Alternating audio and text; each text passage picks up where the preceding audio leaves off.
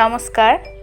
ঠাকুরমা স্বামীজির সকল ভক্তকে জানাই আমার আন্তরিক শুভেচ্ছা ও প্রণাম। সকলের মা শ্রীমা সারদা চ্যানেলে আপনাদের সকলকে জানাই সুস্বাগতম। আজ পড়ব ভগবান শ্রী রামকৃষ্ণের কথা। শ্রী শ্রী রামকৃষ্ণ কথামৃত। কথামৃতের তৃতীয় খণ্ডের নির্বাচনী কিছু অংশ। আসুন ঠাকুরের প্রণাম মন্ত্রটি আগে পড়ে নিই। ওম স্থাপকায় চ ধর্মস্য সর্বধর্ম স্বরূপিণী অবতার বরিষ্ঠায় রামকৃষ্ণায় তে নমঃ। এবার পড়ি কথামৃতের প্রণাম মন্ত্রটি। তব কথামৃতম তপ্ত জীবনম কবিভিরীরিতম কল্মষাপহম শ্রবণমঙ্গলম শ্রীমদাততম ভুবি গিনন্তি যে ভূরিদা জনাঃ। শ্রীরামকৃষ্ণ ক্যাপ্টেন নরেন্দ্র প্রভৃতি ভক্ত সঙ্গে দক্ষিণেশ্বরে ঠাকুরের গলার অসুখের সূত্রপাত। শ্রীরামকৃষ্ণ দক্ষিণেশ্বরের কালী মন্দিরে সেই পূর্ব পরিচিত ঘরে বিশ্রাম করিতেছেন। আজ শনিবার 13 জুন 1885, জ্যৈষ্ঠ শুক্ল প্রতিপদ, জ্যৈষ্ঠ মাসের সংক্রান্তি। বেলা 3টা। ঠাকুর খাওয়া দাওয়ার পর ছোট খাটটিতে একটু বিশ্রাম করিতেছেন। পণ্ডিতজি মেজের ওপর মাদুরে বসিয়া আছেন। একটি শোকাতুরা ব্রাহ্মণী ঘরের উত্তরের দরজার পাশে দাঁড়াইয়া আছেন। কিশোরীও আছেন।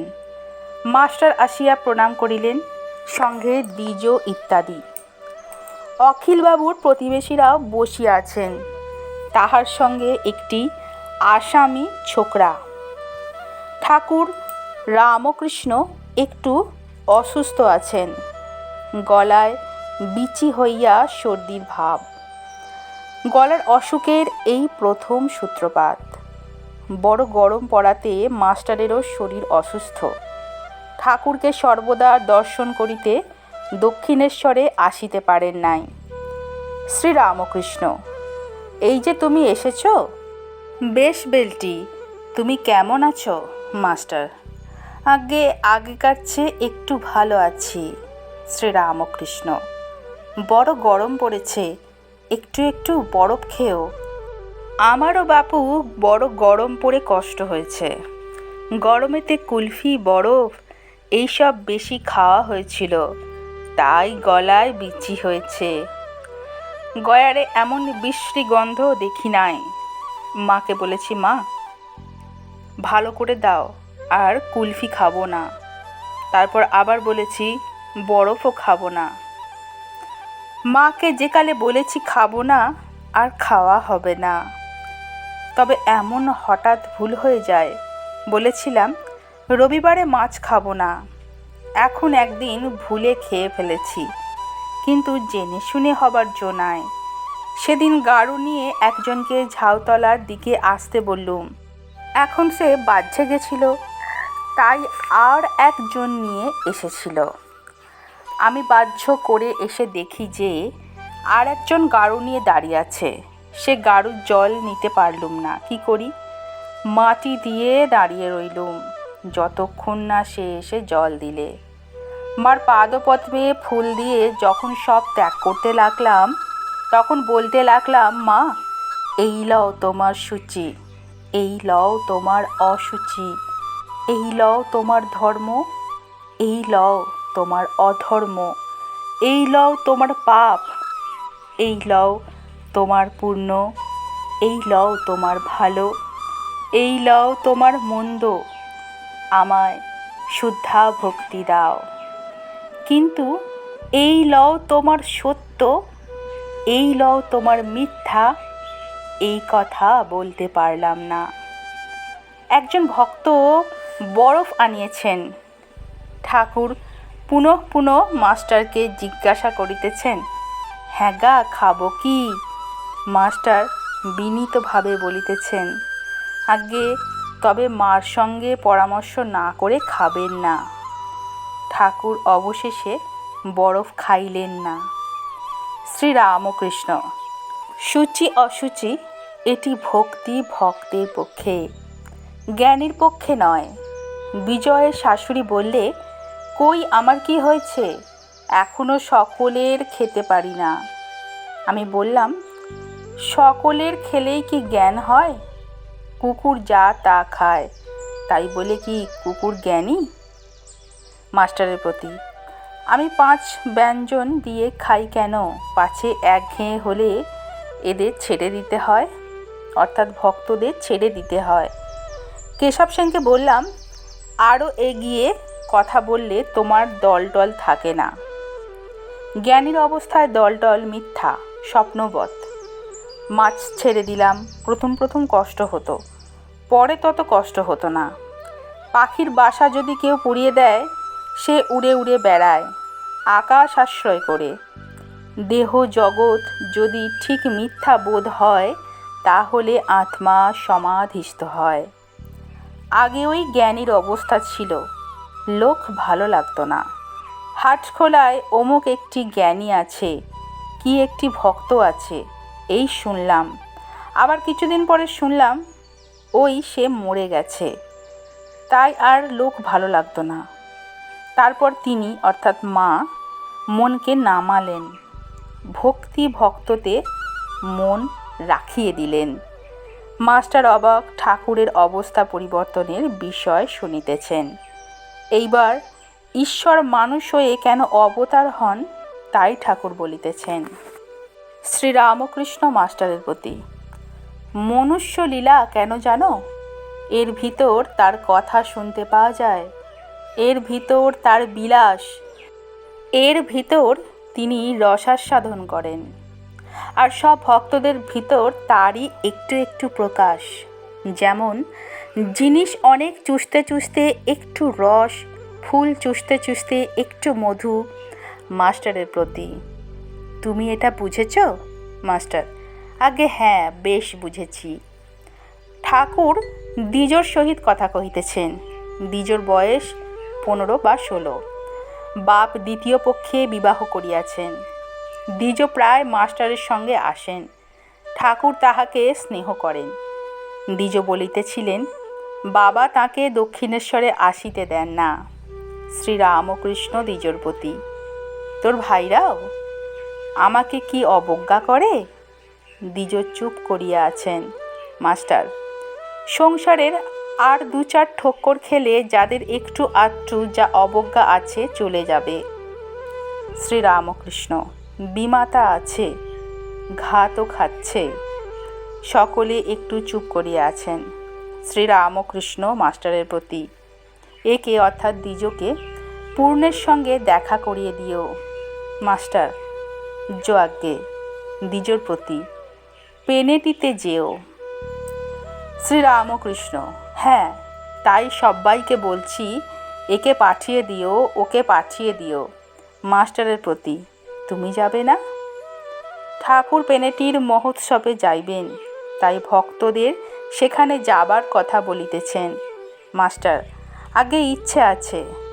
শ্রীরামকৃষ্ণ, বড় নৌকা হবে, টলটল করবে না। গিরিশ ঘোষ যাবে না? ঠাকুর দ্বিজকে এক দৃষ্টে দেখিতেছেন। শ্রীরামকৃষ্ণ, আচ্ছা, এত ছোকরা আছে, এই বা আসে কেন? তুমি বলো, অবশ্য আগেকার কিছু ছিল। মাস্টার বলছেন, আগে হ্যাঁ। শ্রীরামকৃষ্ণ, সংস্কার, আগের জন্মে কর্ম করা আছে, সরল হয় শেষ জন্মে। শেষ জন্মে খ্যাপাটে ভাব থাকে। তবে কি জানো, তার ইচ্ছা, তার হ্যাঁতে জগতে সব হচ্ছে, আর তার নাতে হওয়া বন্ধ হচ্ছে। মানুষের আশীর্বাদ করতে নাই কেন? মানুষের ইচ্ছায় কিছুই হয় না, তারই ইচ্ছাতে হয় যায়। সেদিন ক্যাপ্টেনের ওখানে গেলাম, রাস্তা দিয়ে ছোকরারা যাচ্ছে দেখলাম। তারা এক রকমের। একটা ছোকরাকে দেখলুম 19-20 বয়স, বাঁকা শীতে কাটা শীষ দিতে দিতে যাচ্ছে। কেউ যাচ্ছে বলতে বলতে নগেন্দ্র ক্ষীরোদ, কেউ দেখি ঘোরতম বাঁশি বাজাচ্ছে, তাতেই একটু অহংকার হয়েছে। দ্বিজোর প্রতি, যার জ্ঞান হয়েছে তার নিন্দায় ভয় কি? তার কুটস্থ বুদ্ধি কামারের নেয়ায়। তার ওপর কত হাতুড়ির ঘা পড়েছে, কিছুতেই কিছু হয় না। আমি অমুকের বাপকে দেখলাম রাস্তা দিয়ে যাচ্ছে। মাস্টার, লোকটি বেশ সরল, শ্রীরামকৃষ্ণ, কিন্তু চোখ রাঙা। ঠাকুর ক্যাপ্টেনের বাড়ি গিয়াছিলেন, সেই গল্প করিতেছেন। যেসব ছেলেরা ঠাকুরের কাছে আসে, ক্যাপ্টেন তাহাদের নিন্দা করিয়াছিলেন। হাজরা মহাশয়ের কাছে বোধহয় তাহাদের নিন্দা শুনিয়াছিলেন। শ্রীরামকৃষ্ণ: ক্যাপ্টেনের সঙ্গে কথা হচ্ছিল। আমি বললাম, পুরুষ আর প্রকৃতি ছাড়া আর কিছুই নাই। নারদ বলেছিলেন, হে রাম, যত পুরুষ দেখতে পাও সব তোমার অংশ, আর যত স্ত্রী দেখতে পাও সব সীতার অংশ। ক্যাপ্টেন খুব খুশি, বললে, আপনারই ঠিক বোধ হয়েছে। সব পুরুষ রামের অংশ রাম, সব স্ত্রী সীতার অংশে সীতা। এই কথা এই বললে, আবার তারই পর ছোকরাদের নিন্দা আরম্ভ করলে।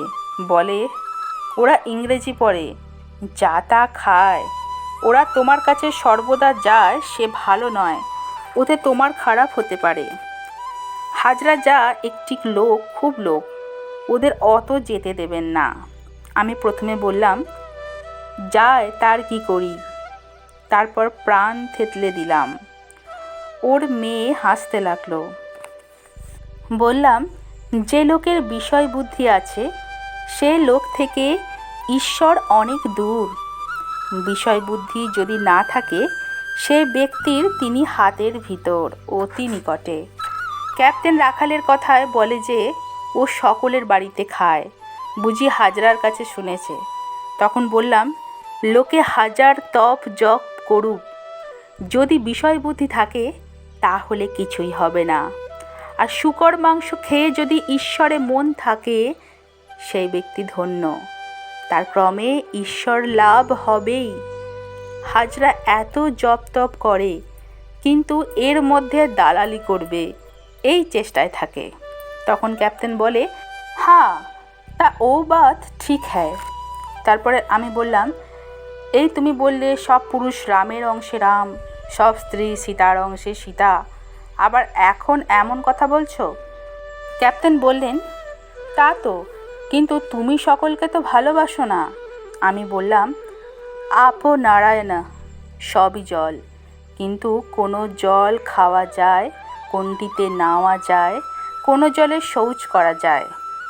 এই যে তোমার মাঘ মেয়ে বসে আছে, আমি দেখছি সাক্ষাৎ আনন্দময়ী। ক্যাপ্টেন তখন বলতে লাগলো, হ্যাঁ হ্যাঁ, ও ঠিক হ্যায়। তখন আবার আমার পায়ে ধরতে যায়। এই বলিয়া ঠাকুর হাসিতে লাগিলেন।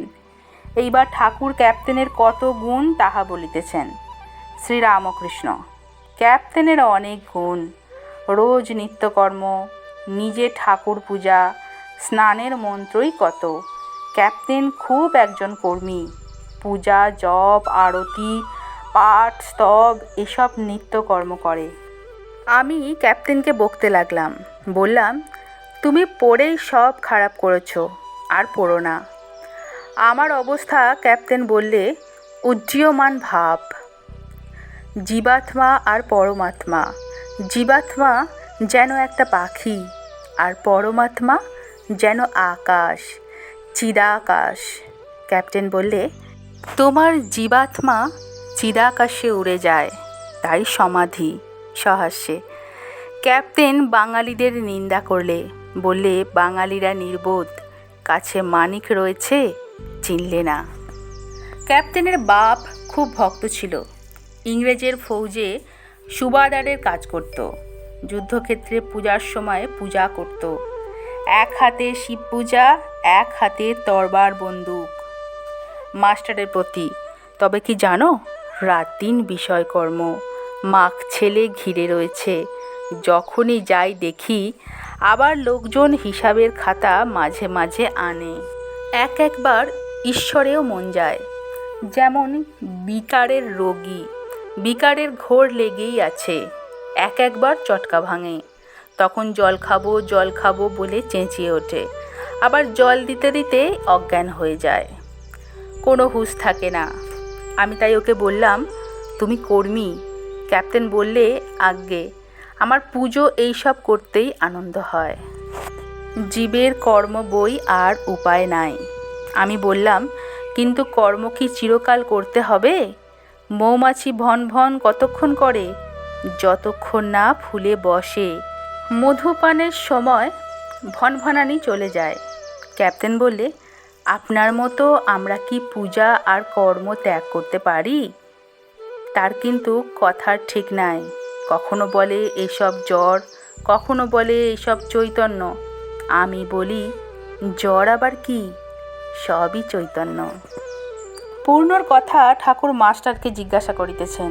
শ্রীরামকৃষ্ণ, পূর্ণকে আর একবার দেখলে আমার ব্যাকুলতা একটু কম পড়বে। কি চতুর, আমার ওপর খুব টান।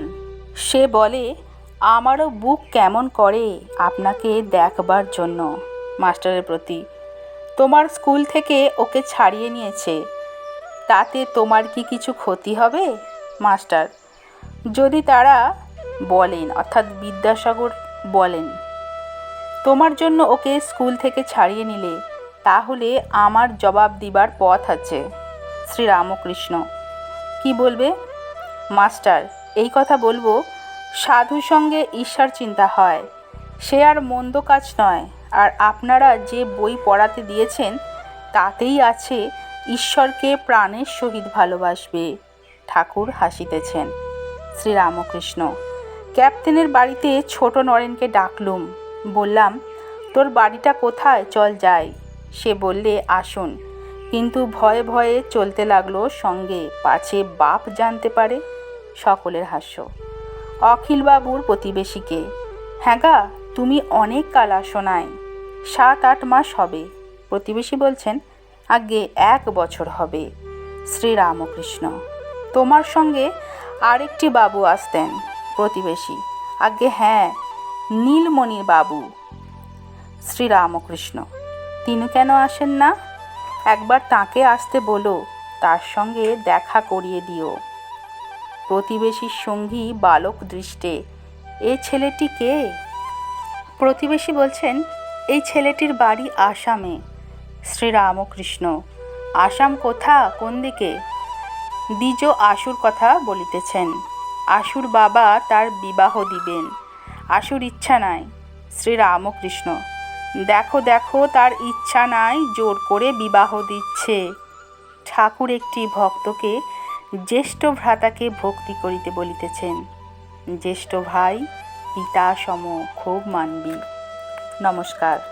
আজকের কথামৃত পাঠ আমরা এখানেই সমাপ্ত করছি। ঠাকুরমা স্বামীজির কৃপায় আপনারা সকলে ভালো থাকুন, সুস্থ থাকুন ও আনন্দে থাকুন। জয় রামকৃষ্ণ, জয় মা, জয় তু স্বামীজি মহারাজ। ধন্যবাদ।